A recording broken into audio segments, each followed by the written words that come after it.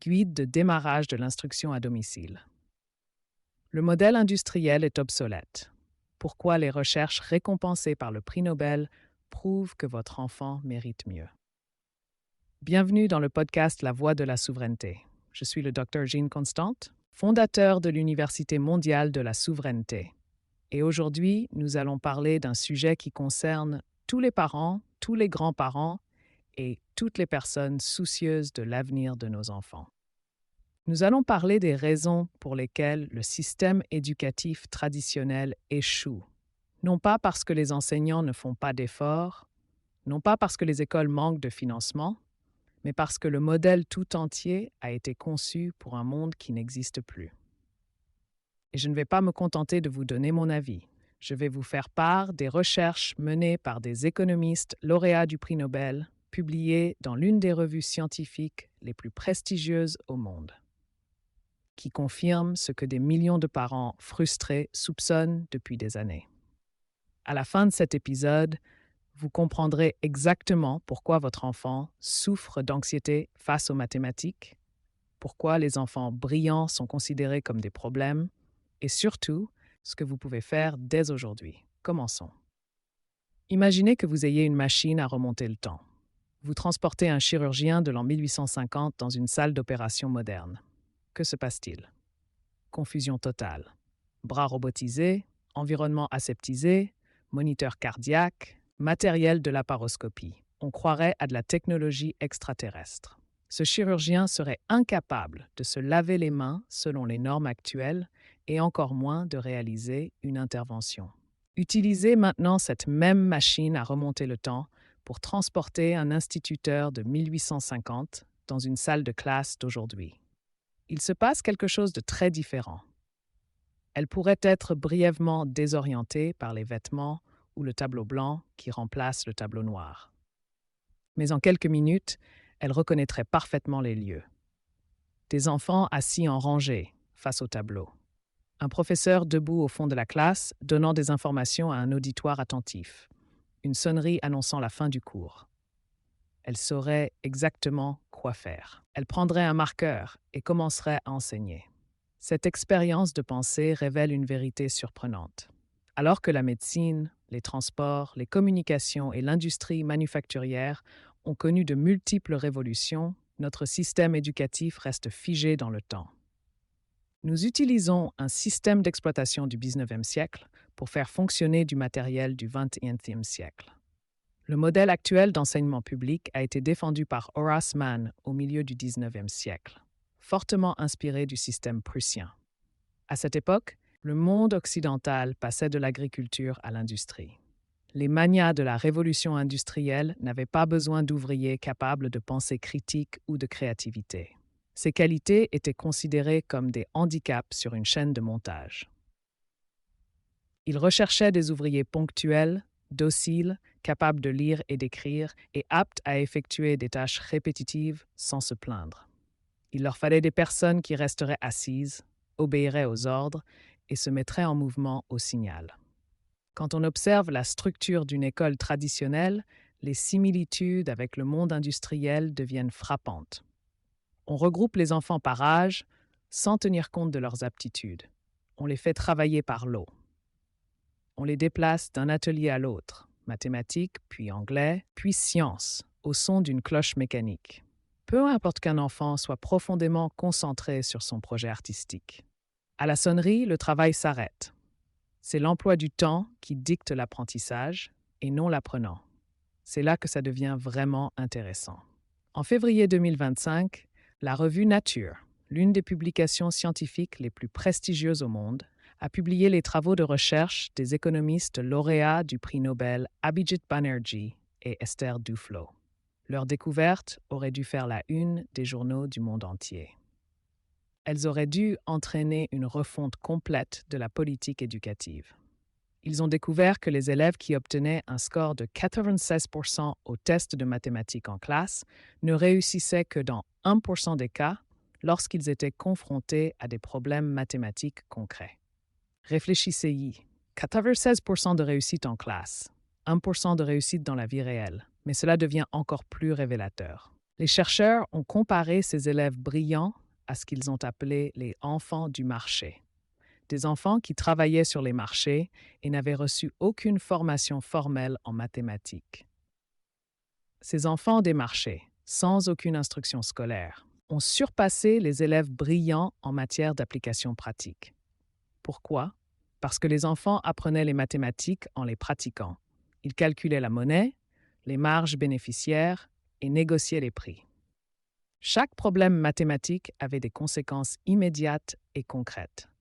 Les écoliers apprenaient les mathématiques en mémorisant des formules pour réussir les examens. Une fois l'examen terminé, ces informations ne leur servaient plus à rien et leur cerveau les oubliait. Voilà ce qui arrive quand on enseigne l'outil avant d'expliquer le problème. Imaginez apprendre à un enfant à utiliser un tournevis sans jamais lui montrer une vis desserrée. Vous lui faites un cours magistral sur les couples de serrage, la prise en main du manche, l'histoire des embouts Phillips et plats. Au moment où vous lui tendez le tournevis, il s'ennuie, il est perplexe et convaincu que les tournevis ne servent à rien. C'est précisément ainsi que nous enseignons l'algèbre. Nous présentons x et y comme des variables flottantes et dénuées de sens. Nous demandons aux enfants de les manipuler dans le vide. Faut-il s'étonner que l'anxiété mathématique soit un trouble psychologique reconnu? Le cerveau est un moteur de survie. Il filtre constamment les informations en fonction de leur pertinence. S'il ne parvient pas à identifier en quoi une information contribue à la survie ou à la résolution de problèmes, il la considère comme du spam et la rejette. Les mathématiques abstraites, par définition, n'ont pas d'application immédiate. C'est une solution à la recherche d'un problème. Que nous dit donc la science sur la façon dont les enfants apprennent réellement? Il existe un outil appelé la pyramide d'apprentissage, associé aux laboratoires nationaux de formation. Il analyse les taux de rétention, la quantité d'informations dont un étudiant se souvient 2 semaines après les avoir assimilées, en fonction de la méthode d'enseignement. Ces chiffres sont catastrophiques pour l'enseignement traditionnel. Le cours magistral, pilier de l'enseignement en classe, ne permet de retenir que 5% des informations. Autrement dit, si un enseignant parle pendant 1 heure, l'élève moyen ne retient que l'équivalent de 3 minutes d'information.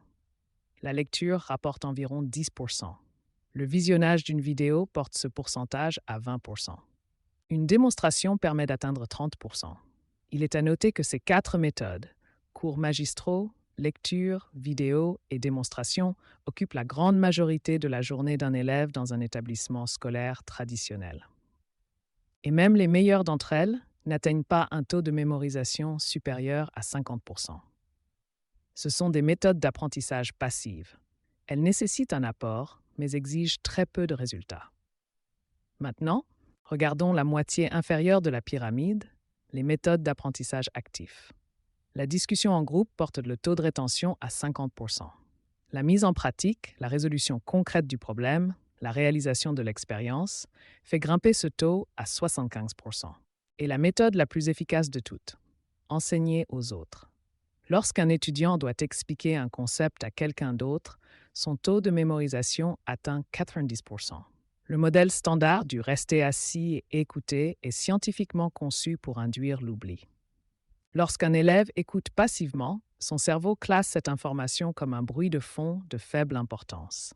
Mais lorsqu'il est contraint de répondre, de parler, de résoudre un problème, son cerveau change de mode. Il signale « Attention, nous avons besoin de cette information pour accomplir une tâche. Nous devons l'encoder. » C'est pourquoi nous avons bâti l'intégralité de notre programme autour de ce que nous appelons le cycle parler, résoudre, écouter. Votre enfant ne se contente pas de lire l'énoncé du problème. Il l'entend lu à voix haute.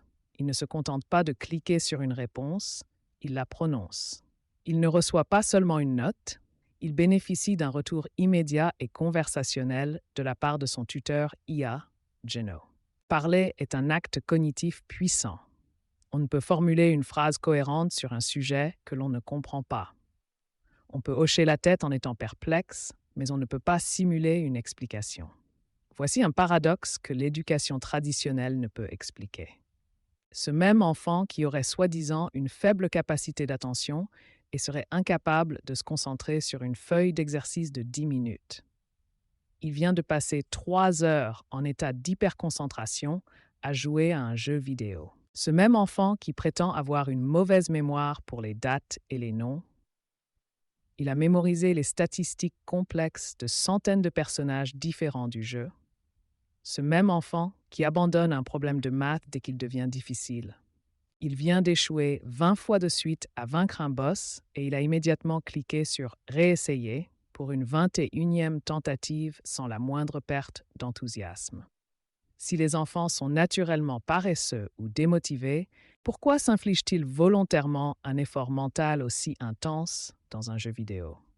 La réponse est que les jeux vidéo ont perfectionné par accident l'art de captiver l'attention. Tout d'abord, le retour d'information est instantané. Dans une salle de classe traditionnelle, un élève fait ses devoirs le mardi, les rend le mercredi et les récupère peut-être avec une note le vendredi. Au moment où il voit la correction, l'occasion d'apprendre est déjà passée. Dans un jeu vidéo, le retour d'information est immédiat. On fait une erreur et on le sait instantanément. Cela permet au cerveau d'associer l'action à son résultat. Deuxièmement, il y a la question de la perception de l'échec. À l'école, l'échec est source de honte, une tâche indélébile dans le dossier scolaire. Dans un jeu, l'échec est une donnée. C'est une étape nécessaire de l'apprentissage. Personne ne s'attend à gagner sans perdre du premier coup. Comme le coût de l'échec est faible, la propension à expérimenter est élevée. Troisièmement, il y a le plaisir difficile. Les enfants n'ont pas peur des tâches difficiles en soi. Ce qu'ils détestent, ce sont les tâches injustes. Ils détestent les tâches dont les règles sont floues ou pour lesquelles ils ont l'impression de n'avoir aucune chance de réussir. Les jeux vidéo proposent un défi progressif. Ils commencent par un niveau tutoriel qui enseigne les mécanismes de base dans un environnement sécurisé. Puis, ils introduisent des défis légèrement supérieurs au niveau de compétence actuel du joueur. C'est ce qu'on appelle la zone idéale, un niveau de difficulté parfaitement dosé. Ni trop facile, au point d'être ennuyeux, ni trop difficile, au point d'être angoissant.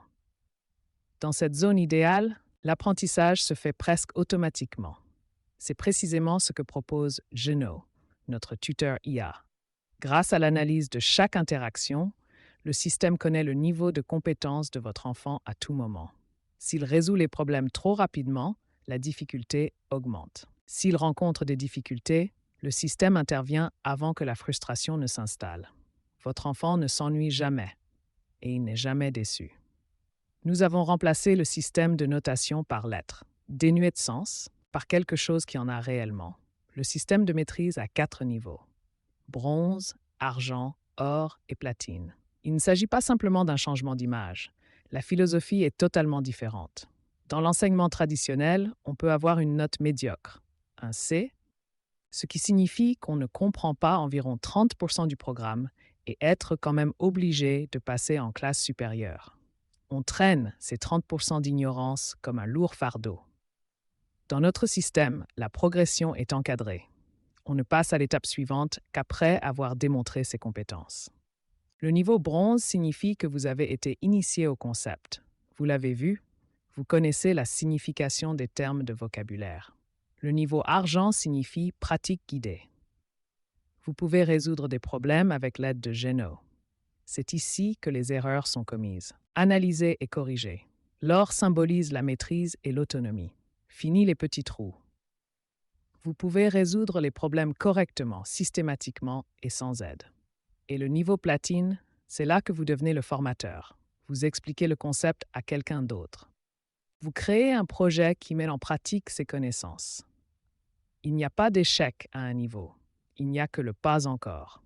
Si un enfant tente d'obtenir l'or et échoue, il reste à l'argent. Le système lui dit alors « Tu as besoin d'un peu plus d'entraînement. On réessaie demain. » La peur de l'échec disparaît. Et une fois cette peur disparue, le cerveau se détend, la curiosité revient et votre enfant peut s'adonner à la matière pour le simple plaisir de relever le défi. Je vous laisse donc avec ceci. Votre enfant n'est pas un produit à traiter à la chaîne. C'est un être souverain qu'il faut éduquer. Le modèle industriel a fait son temps. Il a produit les ouvriers d'hier. Mais pour préparer votre enfant à l'avenir, un avenir marqué par l'IA, la résolution de problèmes complexes et l'évolution rapide. Nous devons cesser de le former à réussir des inspections et commencer à lui apprendre à utiliser son esprit.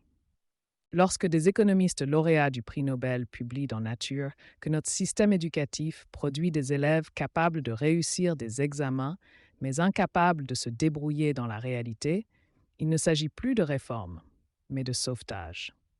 Le guide complet pour débuter l'instruction à domicile vous fournit tout ce dont vous avez besoin pour commencer dès aujourd'hui cette mission de sauvetage.